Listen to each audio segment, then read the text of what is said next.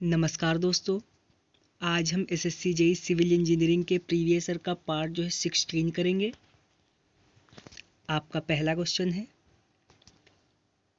N explosive which contains 65% saltpetre, 20% sulphur and 15% charcoal.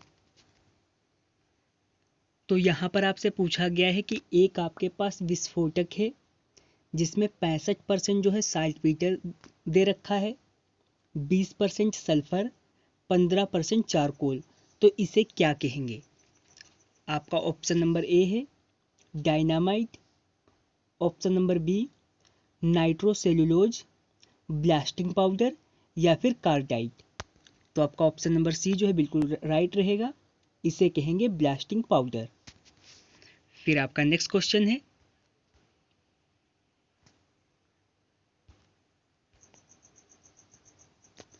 The measurement is not made in square metre in the case of. यहाँ पर आपसे पूछा गया है कि किस मेजरमेंट को जो हम स्क्वायर मीटर में नहीं मापते हैं।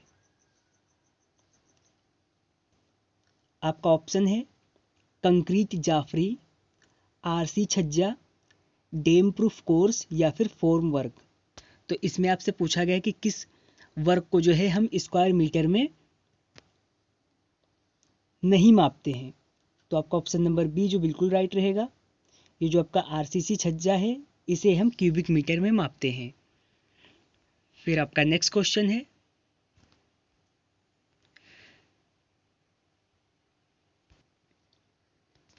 इन highway construction on super elevated curve the rolling shall proceed from.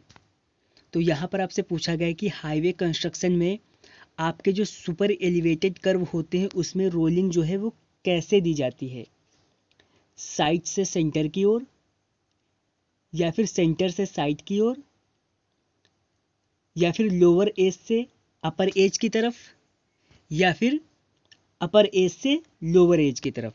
तो आपका ऑप्शन नंबर सी जो बिल्कुल राइट होगा, यहाँ पर जो आपकी रोलिंग कैसे दी जाती है, लोअर एज से अपर एज की तरफ। फिर आपका नेक्स्ट क्वेश्चन है, when compared with chain surveying plane table is. तो यहाँ पर आपसे पूछा गया है कि चेन सर्वेइंग की कंपेयर में जो आपका प्लेन टेबल होता है वो क्या होता है। तो ये आपका ऑप्शन नंबर ए जो है बिल्कुल राइट रहेगा, ये क्या होता है, लेस एक्यूरेट होता है। फिर आपका नेक्स्ट क्वेश्चन है, the ozonation in drinking water help to remove. तो जो हमारा ड्रिंकिंग वाटर होता है उसमें हम जो ओजोनेशन करते हैं वो किस चीज़ को हटाने के लिए करते हैं, कोलाइडल पार्टिकल को, हार्डनेस को, फ्लोक्स को या फिर माइक्रो ऑर्गेनिज्म को। तो जो हम ओजोनेशन करते हैं वो किसे हटाने के लिए करते हैं, आपका ऑप्शन नंबर डी जो है बिल्कुल राइट रहेगा, माइक्रो ऑर्गेनिज्म को हटाने के लिए। फिर आपका नेक्स्ट क्वेश्चन है, the particle factor of safety for concrete as per IS 456/2000। तो यहाँ पर आपको कंक्रीट का जो है पार्टिकल फैक्टर ऑफ सेफ्टी पूछा गया है, वो कितना होगा IS 456 के अनुसार। तो आपका ऑप्शन नंबर ए जो है बिल्कुल राइट होगा, ये हो जाएगा आपका कंक्रीट के लिए, और ये जो आपका 1.15 है ये किसके लिए होगा, ये होगा स्टील के लिए। फिर आपका नेक्स्ट क्वेश्चन है, maximum size of fillet weld for a plate of square edge is. तो यहाँ पर आपसे पूछा गया है कि जो आपका स्क्वायर एज वाली प्लेट के साथ में जो आपका फिलेट वेल्ड होता है उसका मैक्सिमम साइज जो क्या होता है। आपके थिकनेस ऑफ प्लेट के जो है 1.5 mm लेस होता है, या फिर थिकनेस ऑफ प्लेट के जो होता है हाफ होता है, या फिर थिकनेस ऑफ प्लेट के सेल्फ होता है, या फिर थिकनेस ऑफ प्लेट के 1.5 से ज़्यादा होता है। तो आपका ऑप्शन नंबर ए जो है बिल्कुल राइट रहेगा। 1.5 mm less than the thickness of the plate. फिर आपका नेक्स्ट क्वेश्चन है,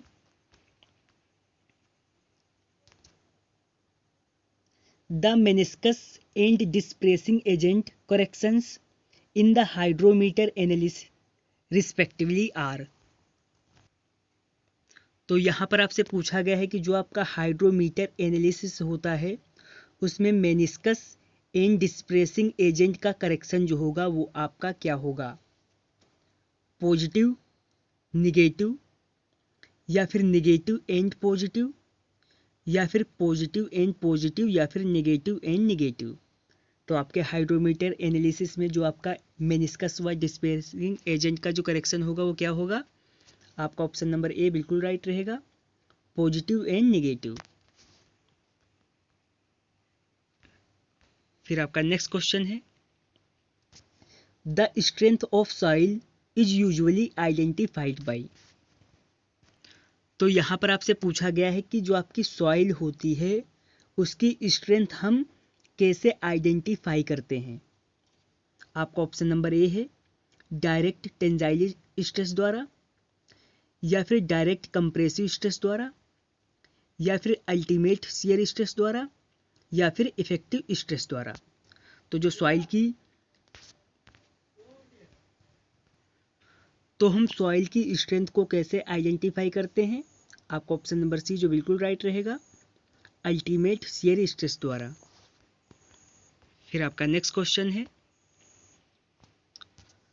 the moment distribution method is best suited for. तो यहाँ पर आपसे पूछा गया है जो आपका मोमेंट डिस्ट्रीब्यूशन मेथड होता है वो सबसे अच्छा किसके लिए रहता है, पिन ज्वाइंटेड ट्रस के लिए, या फिर रिजिड फ्रेम के लिए, या फिर स्पेस फ्रेम के लिए, या फिर ट्रस बीम के लिए। तो आपका ऑप्शन नंबर बी जो बिल्कुल राइट रहेगा, जो आपका MDM मेथड है वो किसके लिए सबसे सुटेबल रहता है, ये रहता है रिजिड फ्रेम के लिए।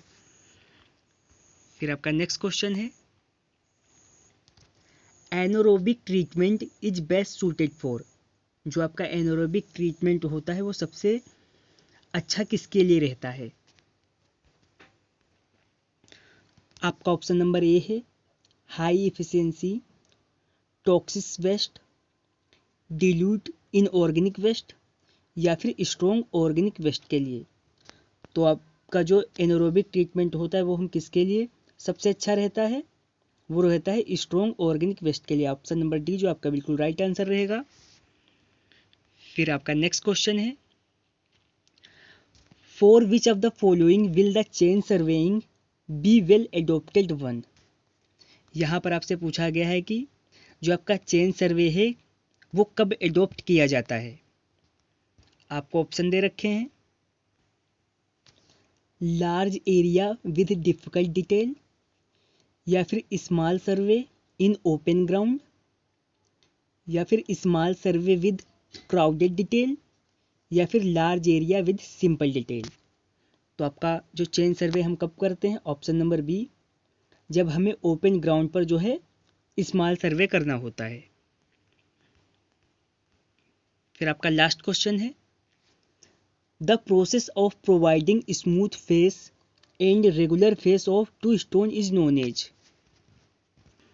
तो यहाँ पर आपसे पूछा गया है कि जो आपका स्टोन है स्टोन को स्मूथ फेस व रेगुलर फेस को बनाने के प्रोसेस को क्या कहते हैं। तो इस प्रोसेस को कहते हैं ड्रेसिंग। ऑप्शन नंबर बी जो आपका बिल्कुल राइट आंसर होगा। तो आज हमने ये 16 पार्ट जो है आपका कंप्लीट कर लिया है। बाकी के पार्ट अगर आप देखना चाहते हैं तो प्लेलिस्ट चेक कर लें। अगर आपको वीडियो पसंद आई हो तो लाइक करें, चैनल को सब्सक्राइब करें।